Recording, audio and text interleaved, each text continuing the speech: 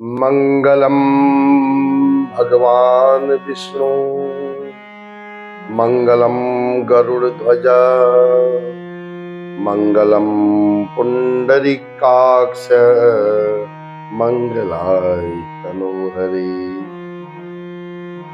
राधे राधे दोस्तों, मित्रों, मैं आज एक ऐसी यूनिक, ऐसी यूनिक नहीं है लेकिन यूनिक ही समझो, एक ऐसी कथा आज मैं सुनाने जा रहा हूं जो सीतापुर में हुई थी, नैमिषारण्य क्षेत्र में। सूत जी महाराज ने शौनकादिक ऋषियों को सुनाई और कथा किनकी थी? गरुड़ जी और भगवान विष्णु के बीच की चर्चा।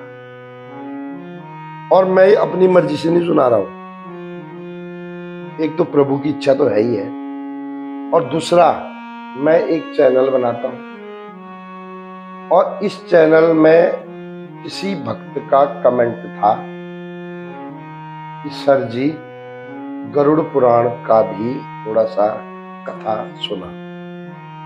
तो दास ने 1 साल पहले उस भक्त का, उस डिवोटी का, उस सनातनी का प्रश्न था, तो दास ने पूरा 8 या 7 महीने लगाए, वक्त का इंतजार किया।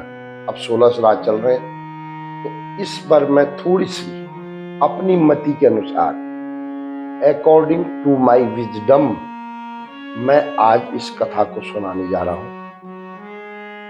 ये रहा आपके स्क्रीन पर। गुरु ब्रह्मा गुरु विष्णु गुरुर्देव महेश्वरा गुरु साक्षात परम ब्रह्म तस्मै श्री गुरुवे नमः। दोस्तों, ये गरुड़ पुराण के बारे में मैं आ क ख भी नहीं जानता, लेकिन भगवान सदगुरुदेव की कृपा से मेरा मन गया, मैंने शास्त्र खरीदा, इसका उनसे सुनता हूं रात दिन और इसको भी पढ़ा। तो आज जो कुछ कंटेंट है जो हमारे लिए जरूरी है, बहुत जरूरी है, जो ज्ञानी जन मुझे सुन रहे हैं वो तो सोच रहे होंगे कि मैं सही बोल रहा हूं, और जो लोग इंटरेस्टेड है वो भी सुन रहे होंगे कि मैं सही बोल रहा हूं। लेकिन जो लोग इससे अननोन है वो कृपा करके इसको बड़े ध्यान से सुने।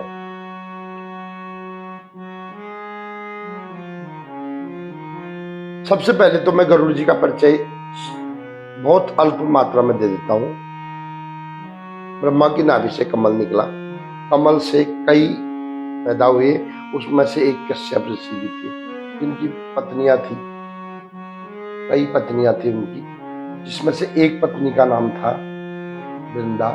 वृंदा के 2 पुत्र थे, एक पुत्र तो सूर्य जी का ड्राइवर बन गया और दूसरा पुत्र भगवान विष्णु का ड्राइवर बन गया, इसका नाम था गरुड़। अब गरुड़ इतना मात्र भक्त था, बचपन से ही माता का इतना आज्ञाकारी था, इतना अच्छा बच्चा था, इतना मेधावी बच्चा था, इतना पढ़ने लिखने में मेधावी था। तो देखो, बड़ा होकर भगवान विष्णु का ड्राइवर, और जिसके नाम से क्या बोला जाता है? मंगलम भगवान विष्णु मंगलम गरुड़ ध्वजा मंगलम पुंडरीकाक्ष मंगलाय तनोहरे। जिसका नाम लेते ही घर में मंगल हो जाता है। अगर आप सुबह इस मंत्र का जाप उठते ही करो तो आपके घर में उस दिन बुरा नहीं होगा, ये दास गारंटी के साथ, गारंटी। अब सुनाता हूं। अब गरुड़ ने क्या पूछा पता है? गरुड़ ने पूछा, नहीं, गरुड़ ने भगवान सूत जी, शौनकादिक ऋषि की बात चल रही, तो गरुड़ ने बोला कि प्रभु, आपने तो पुण्य करके स्वर्ग जाने का रास्ता बता दिया, मतलब अच्छा करोगे तो अच्छा मिलेगा बोल दिया, लेकिन आपने ये नहीं बताया कि पाप क्या है और पापी को क्या सजा मिलती है ये तो आपने बताया, प्लीज ये भी बता दो ना। तो भगवान विष्णु तो वैसे ही हंसने वाले हैं, आपको पता ही है, अभी सो रहे, हंसना उनका काम है। वो हमेशा हंसते रहते हैं और हंसने वाले को ही प्रसन्न भी करते हैं। तो भगवान बोले अरे गरुड़ क्या करेगा सुन के, बड़ी खतरनाक कथा है, पापी लोग इसको सुन के बड़े परेशान हो गए। बोला नहीं प्लीज प्लीज, मम्मी दे दो ना प्लीज, थोड़ा एक बार, बस एक बार मोबाइल दे दो ना। तो मम्मी एक बार दे ही देती, लेकिन बाप नहीं देता है। लेकिन गरुड़ जी की बात सुनकर नारायण बोले ठीक है सुनो। सबसे बड़े आश्चर्य की बात बताता हूं, हे गरुड़ लिसन वेरी केयरफुली। इस कलयुग में सबसे सरल काम है राम बोलना, कृष्ण बोलना, हरि बोल बोलना, नारायण बोलना, लेकिन वही लोग नहीं करते।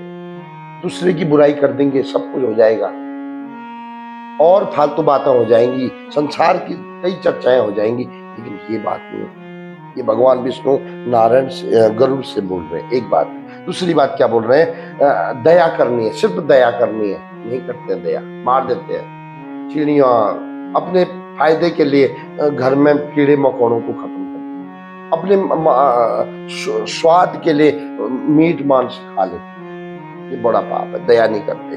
दूसरा क्या बोल रहे हैं, देखो मैंने लिखा हुआ है इधर से, हाँ अपनी मर्जी नहीं है, मर्जी। अच्छा दूसरा क्या बोल रहे हैं, मोह जाल में फंसे हुए हैं, बस मेरा बेटा मेरी बेटी, बस मेरे बेटे को मेरे बच्चों को मिल जाए, बाकी भाड़ में जाए दुनियादारी, ऐसे चक्कर में रहते हैं। ये मैं नहीं बोल रहा हूँ ना, गरुड़ पुराण से बोल रहे हैं, लेकिन मैं कुछ नहीं बोल रहा हूँ। अच्छा उसके बाद संसार की कामना में लगे रहते हैं, मतलब मेरा सब कुछ ठीक हो जाए, मेरा मकान बढ़िया हो जाए, मेरे घर में एसी लग जाए, कार आ जाए, मेरे को पैसा बैंक बैलेंस बढ़िया हो जाए, इसी चक्कर में रहते हैं। ये मैं नहीं बोल रहा हूँ, ये गरुड़ पुराण में गरुड़ भगवान विष्णु बोल रहे हैं। अच्छा उसके बाद क्या बोलते हैं, वासना, बस मेरे को खुशी मिल जाए, बस इस चक्कर में। बोला ऐसे लोग पापी हैं। अब चलते हैं पापियों का क्या। ऐसा आदमी लास्ट समय में इतनी भयंकर बीमारी में फंस जाता है जिसका गला घुर करता है, बोल नहीं सकता है, वो बिस्तर में पड़ा हुआ है, आंखें देखे हुए है, कुछ देर है, बच्चे तो खा रहा है, बिस्तर में सोया हुआ है, मरने की बात करके गुस्सा करता है ऐसा आदमी। जब अगर देखो 90 साल का हो गया, 100 साल का हो गया, अगर मरने की बात करो तो गुस्सा करने लग जाता है ऐसा आदमी। बिस्तर में लैट्रिन कर रहा है, बाथरूम कर रहा है, लेकिन उसको मरने की चिंता ही नहीं, भगवान का नाम नहीं ले रहा है, वो फिर भी चिंता लगाया हुआ, ऐसा व्यक्ति की यह हालत होती है। उसके बच्चे उसको दुत्कारते हैं, गालियां मतलब डांटते हैं, लेकिन वो फिर भी कुछ नहीं सुनता। ऐसे आदमी की ये कंडीशन होती है लास्ट में। वो कितना दर्द महसूस कर रहा है, कभी घुटने में दर्द हो रहा है उसको, कभी उसके छाती में दर्द हो रहा है, कभी सर दर्द हो रहा है, खाया नहीं जाता है उससे, 100 बिच्छू के बराबर उसको डंक जैसा पड़ता है, आंख बंद करता है तो उसको राक्षस दिखाई देते हैं, डरता है, वो पेशाब कर देता है। और दोस्तों ये सच बता रहा हूँ, मैंने 2-3 बुजुर्गों से मिला, उन्होंने मुझे बताया ये ऐसा हो रहा है। वो नाम बहुत परेशान होने के बाद ऐसा व्यक्ति, सुनो ध्यान से, मैं नहीं कह रहा हूँ, गरुड़ पुराण बोल रहा है, गरुड़ पुराण याद रखना, मैं तो सिर्फ याद करके बता रहा हूँ दोस्तों।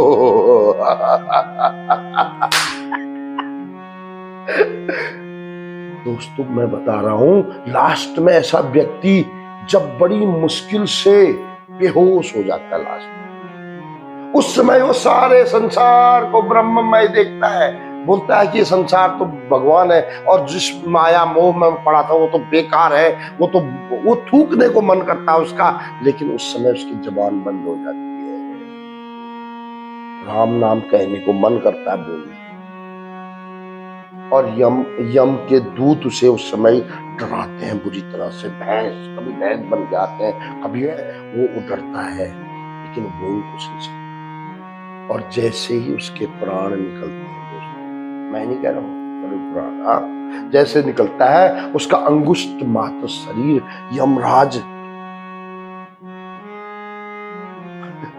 नहीं, मैं ज्यादा नहीं बोलूंगा, आप गरुड़ पुराण पढ़ लेना। ऐसे देखो, हमको एक उल्टा करके एक डंडा, ऐसे कई डंडे उसको पड़ते हैं, लात पड़ती है, रास्ते में उसको पानी प्यास लगती है, उसको प्यास मिलती नहीं है, इतनी भयंकर तरीके से हो जाता है साहब। और वहां जाके उसको एक ऐसी जगह पर डाल दिया जाता है जहां तड़पता रहता है। दोस्तों, डर जाओगे तो आज से पाप करना बंद कर दोगे, और आ जाना पढ़ने के लिए, खरीद लेना, और पढ़ के अगर मेरी बात गलत निकलेगी तब बोलना। देखो, याद रखना दोस्तों, और इससे बचने का एक ही उपाय है, बस कुछ नहीं। क्या करना है? खाना शुद्ध कर दो, और श्री राम जय राम जय जय राम, श्री राम जय राम जय जय राम, श्री राम जय राम जय जय राम, राधे कृष्ण राधे श्याम। इतना एक करना। दूसरा, थोड़ी बहुत दया कर देना, कोई भिखारी वगैरह कोई जरूरतमंद हो उसको मदद कर दो, थोड़ी बहुत पूजा हवन इत्यादि कर दो, और थोड़ा सा चंदन अंदर लगा के अपना भेष ठीक ठाक रखो, तो शायद आपकी ऐसी कंडीशन होगी। ये मैं नहीं, ये गरुड़ पुराण कह रहा है। मैंने तो सिर्फ उस भक्त की बात को सोचकर मैंने पढ़ा। गरुड़ जी और विष्णु जी की बात आपको कैसी लगी? मिलते हैं किसी और प्रसंग के साथ 2 दिन बाद। तब तक के लिए आपके घर में ये गरुड़ जी और भगवान विष्णु और लक्ष्मी अपार धन बरसाए, मंगल करे, ऐसी कामना तो मेरी रहेगी दोस्तों, चाहे आप मानो या न मानो। जय श्री कृष्ण। राधे राधे तो बोलना ही पड़ेगा।